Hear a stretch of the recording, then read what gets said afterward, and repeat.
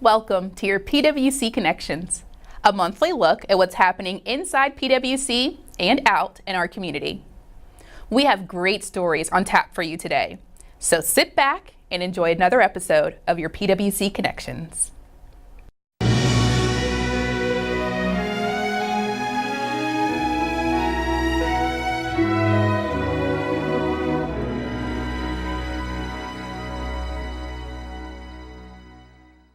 During our most recent event here in Fayetteville, Hurricane Matthew, we were on the receiving end of mutual aid assistance.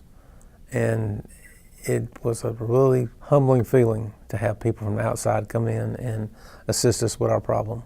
We were happy to help others when they had the same type of problem. About 6 o'clock on Sunday afternoon, July the 30th, I got a call from Jim Turley with Booth & Associates Engineers in Raleigh. And they were looking for some conductor to assist the people with Hatteras EMC. And I said, what do you need? He said, well, I need 8,000 foot of the same transmission grade conductor that we use on our system. And so I forwarded an email to our warehouse manager, Chris McKinney, and by 8:30 that morning, he had the conductor set aside for the contractor that was going to work on the Hatteras Island project to pick up. The power outage, from my understanding, occurred because the bridge contractor that's building the Bonner Bridge, they were moving a caisson from one location to another in order to pour the concrete piers. The crane could not move the caisson from one location to another, so essentially, and this happened early in the morning, like 4 o'clock in the morning, they moved the caisson in between where the two piers were to be located. And what happened was they set this caisson on the ocean floor, and it sank into the submarine cable that fed the Hatteras Island. And so, needless to say, it destroyed all their submarine cable that they had feeding the island for years. In the case of Hatteras Island, it's my understanding that they only have one source of power, or transmission service.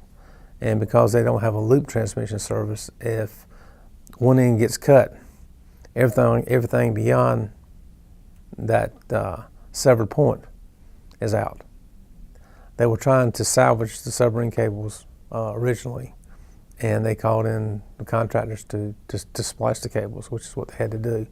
And my understanding is that the contractors were able to successfully splice 2 of the cables, but because of the extensive damage to the third cable, they were unable to splice the third cable. And fortunately, they had a consultant, Booth & Associates, working with them, trying to solve the problem. And the folks from Booth decided that the quickest way to restore power to the island was to build an overhead circuit. And unfortunately, I don't believe Hatteras EMC had all the materials they needed to build a job, because essentially they had to build about a half a mile of 69 kV transmission to tie the 2 points of transmission together. And so what they did was they called around trying to find materials, and because we were one of the larger clients, they contacted PWC to see what we had. And fortunately, we had about 4 miles of transmission conductor in stock. So we were able to provide them with 8,000 foot, which is what they needed for this project.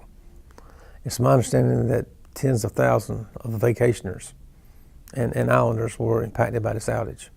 This happened right during the peak of the vacation season, and so there was a lot of people that crossed the bridge to get back home because there was no power. And originally the estimates were that it was going to take 2 to 3 weeks to get power back to the island, which in reality I think they got power back in 5 days, 4 or 5 days. So obviously that helped out the local commerce considerably and reduced the impact to the vacationers and prospective vacationers to the island. The Hatteras project showed what teamwork was all about. I mean, there were a lot of people that pulled in one direction from multiple locations quickly in order to make this happen. I think a great deal of gratitude needs to go to the folks at Booth & Associates. And PWC was very happy to help, and I think also that the contractors were able to mobilize so quickly. The folks from Lee Electric did a tremendous job in restoring, or actually building a half a mile of transmission line in 4 days. I want you to know that I'm very proud of PWC. Everyone rallied together to do what we could to assist in this project. Even though we did not assist in the construction of this project, we certainly pulled together to help them provide the materials in a timely fashion so that this project could be constructed. It's a great feeling to know that we were able to assist our neighbors in a time of need.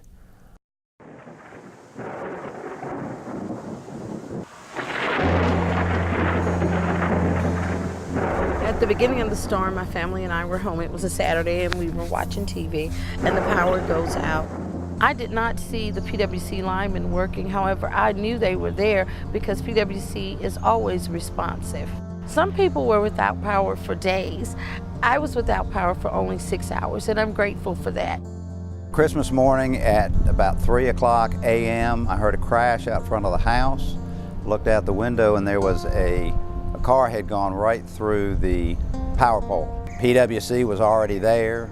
They had 3 trucks putting a new pole in and fixing all the wires and everything. And by 7 o'clock they were gone. It was kind of amazing. I'm sure that they would much rather have been at home on Christmas morning than in front of my house. So I really appreciate their dedication. Here at PWC Line Department, we operate 33 substations and over 1,300 miles of power lines. I'm one of the linemen responsible for making sure that the system works like it should, and the people here really appreciate the hard work that we do to keep their lights on. When the power goes out, we hit the ground running. We work really hard to get power back on as fast and safely as possible. Here at PWC, we have 2 water treatment facilities, and we can handle more than 58 million gallons of water a day, and actually more than 10 billion gallons of water a year. We take a lot of pride in providing clean, safe water to our customers. PWC is part of a community of over 2,000 public power providers in the United States. What does that mean for you, our customers? That means reliable service at fair rates, and we never sacrifice safety. But more importantly, we're local. That means our employees, our management team, and our commissioners are all part of this community. And we're proud to provide electric, water, and wastewater service to our over 113,000 customers in the Fayetteville-Cumberland County area. We've got over 80 public power communities. Fayetteville is the largest public power community in North Carolina. They're one of the best operated systems in North Carolina. And as we think about, Fayetteville and some of the things that it does locally for its citizens and businesses, they're there day in and day out. They're providing low-cost, reliable power so that they're able to attract new jobs into the community. They're able to help businesses that have already decided to locate in Fayetteville to expand their businesses. We rely on PWC as a partner because we're taking care of patients, and they have always prioritized us and helped us to make sure that we keep power and water so that we can provide the health care and take care of the patients in our community. PWC came in and helped Fayetteville Valley to do an energy audit so that we could put solutions in place that would save us energy and eventually save us money so that we could put that money back into health care.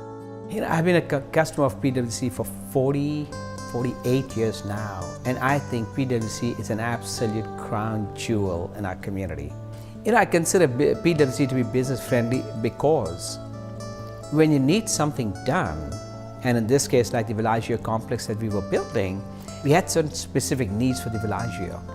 And PWC said, yes, this is the way we can do water, yes, this is the way we can do electric, and all these things to us, to me as a business owner, was so critical. Our focus at PWC is to provide quality utility service for our customers. And what does that mean? That means to provide our service at the lowest rates we can, but never sacrifice reliability, safety, and customer service. I've been here at PWC for almost 6 years, and I love the connections that I've made with our customers.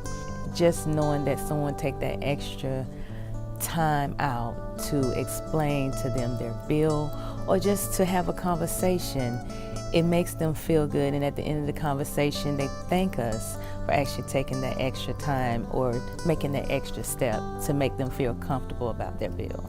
When we think of Fayetteville, when we think of Fort Bragg, we We know there are businesses that support our military in a very good way, in a very meaningful way, and PWC is one of those. They are responsible community citizens. They understand the concept of volunteering. They understand, most of all, what it means to give back to the community. We need more PWCs in this community. PWC's employees, customers, and community leaders all agree that we are part of the fabric of the Fayetteville community. We are your hometown utility, and that's not just a logo. That's how we do business and serve you. So on behalf of PWC's 600 employees and our commissioners, we say thank you for allowing us to serve you every single day.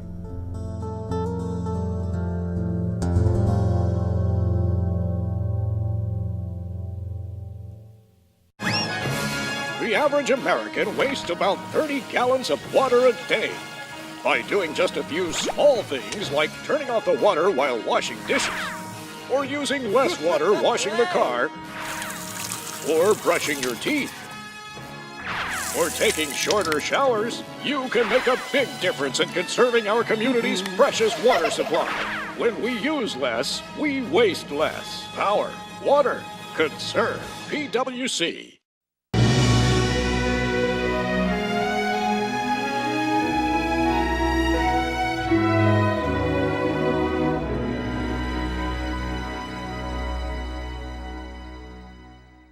The terms right-of-way and easement are used interchangeably in the profession, but they're completely different things.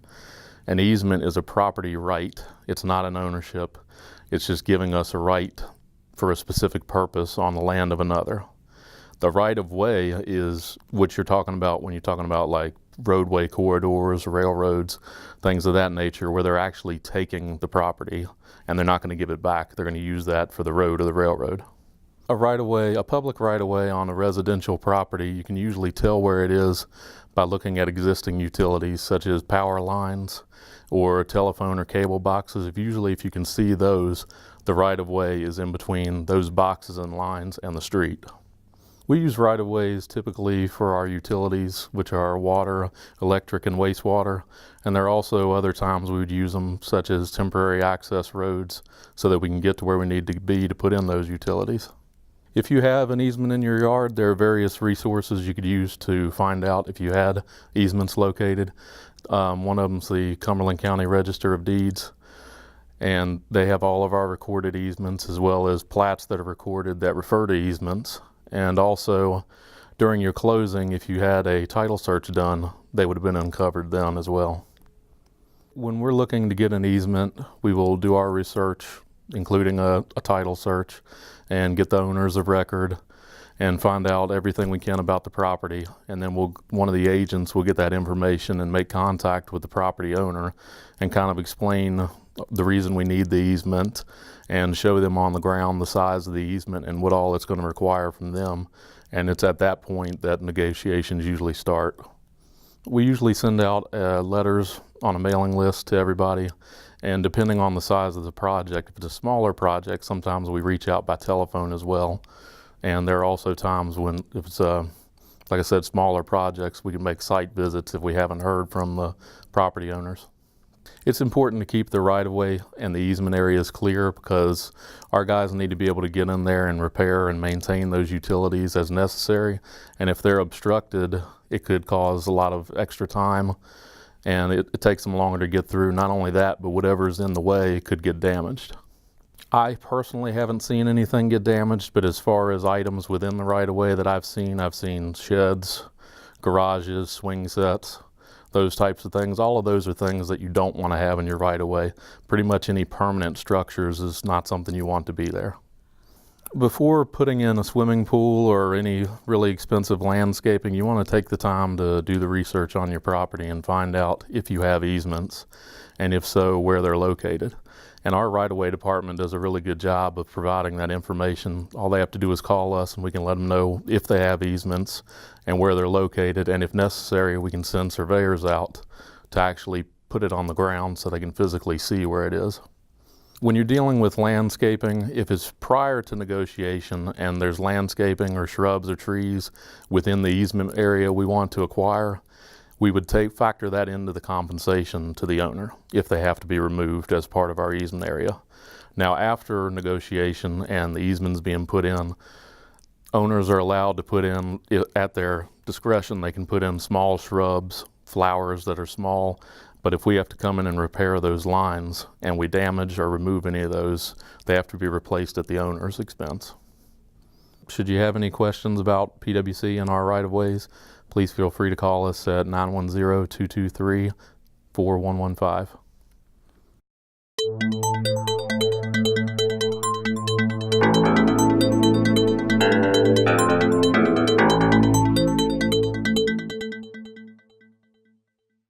Hi, and welcome to Take One. This is our chance to highlight news, upcoming events, and important FYIs from Fayetteville PWC. Joining me today is Lamont Henson. He's the newest Communications and Community Relations Associate at PWC, and we're so excited to introduce him to all of you. Welcome, Lamont. Can you tell us a little bit about yourself? Certainly. I am a hometown native of Fayetteville, North Carolina, graduate of E.E. Smith High School, go Golden Bulls. I also attended Fayetteville State University. I'm joining PWC after about 10 years of experience in communication, and I'm super excited to be a part of the team. Well, welcome again, Lamont. Thank you. You'll see more of Lamont on PWC Connections, our social media pages, and at community events. So, Lamont, what's happening this month? Well, September is National Preparedness Month, which reminds us that we should take action to prepare now and throughout the year for types of emergencies that could affect where we live, work, and visit. Now is a great time to create a family game plan in the event of an emergency and make sure you have a good supply of food, water, and other necessities like a flashlight and extra batteries if disaster hits. Visit our website for tips, videos, and links to other helpful resources that will help you prepare for an emergency. And don't forget to follow PWC on social media. We share useful information about preparedness often that you can use throughout the year. Great. Ditch the gas station and celebrate plug-in vehicles during National Drive Electric Week, September 9th through 17th. Electric vehicles are greener, cheaper, and frankly more fun to drive than conventional vehicles. The best part, you can charge at no charge at one of 4 charging stations around town. Plug in at Rim Park, Honeycutt Park, or Clark Park while you enjoy the great outdoors. Or, if you're more of an indoor person, perhaps dinner and a movie while you charge at Market Fair Mall is more your speed. You can find additional information about the free charging stations in Fayetteville, as well as information about the benefits of plug-in vehicles and National Drive Electric Week at faypwc.com.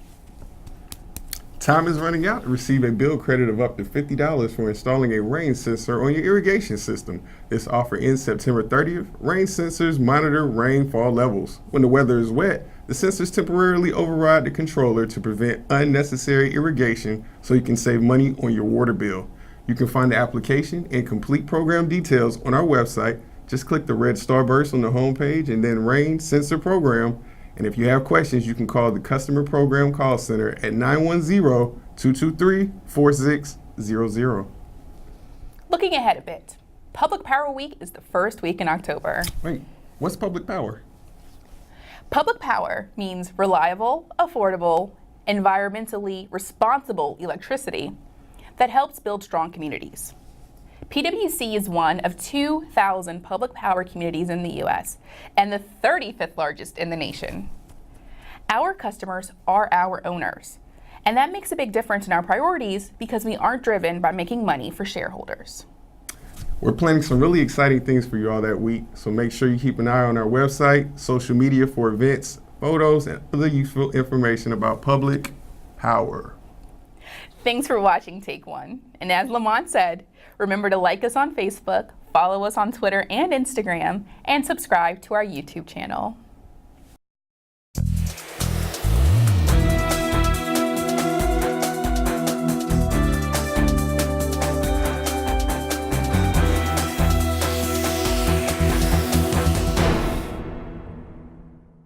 At Fayetteville PWC, we're always ready, and we encourage you to do the same.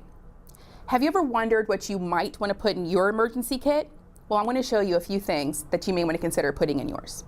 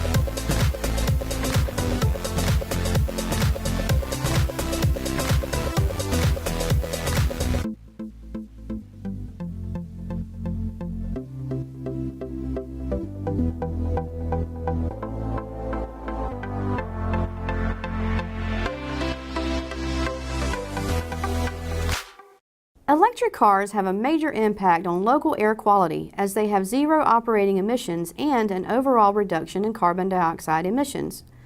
Electric cars also have lower operational costs and have lower maintenance costs because of fewer moving parts than gas-powered vehicles.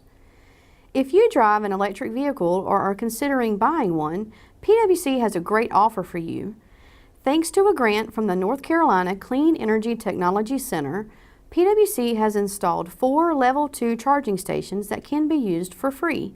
Together with our partners at Fayetteville Cumberland County Parks and Recreation and Market Fair Mall, these stations have been made available across Fayetteville. Each station can charge 2 cars at once and are available 7 days a week. Free charging stations are located at Market Fair Mall, Clark Park, Honeycutt Park, and Lake Rim Park. For more information on PWC and our free charging stations, please visit our website at faypwc.com.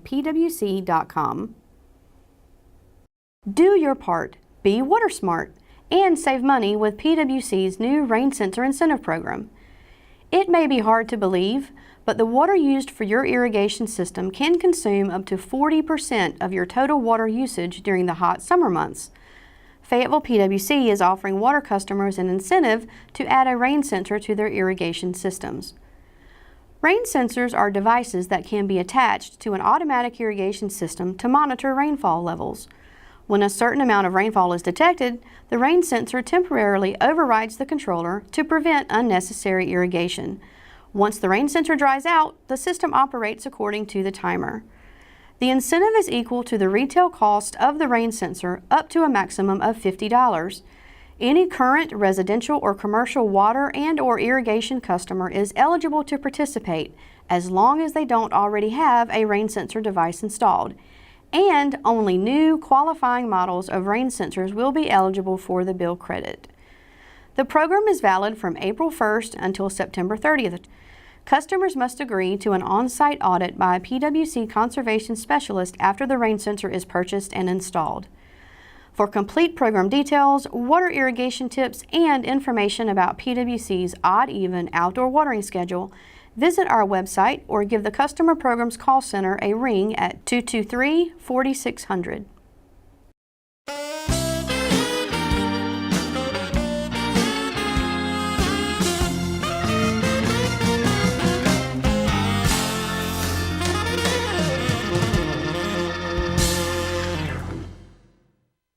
Finally, a fan letter.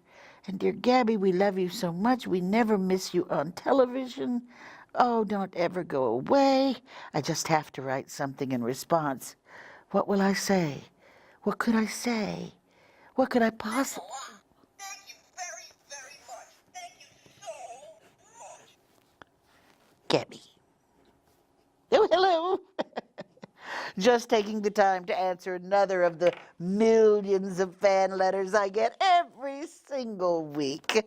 And once again, we pick only one at random. Here it is now.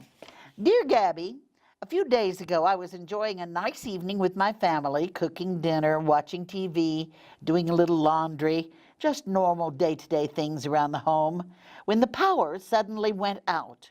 We were in the dark for a while, but I'm certainly not complaining. I rather enjoyed sitting around the dining room table with my family playing a board game by candlelight. But I'm curious, should I expect to be charged for power during the outage, since technically everything was still on? Wondering if I'll be charged? Charles.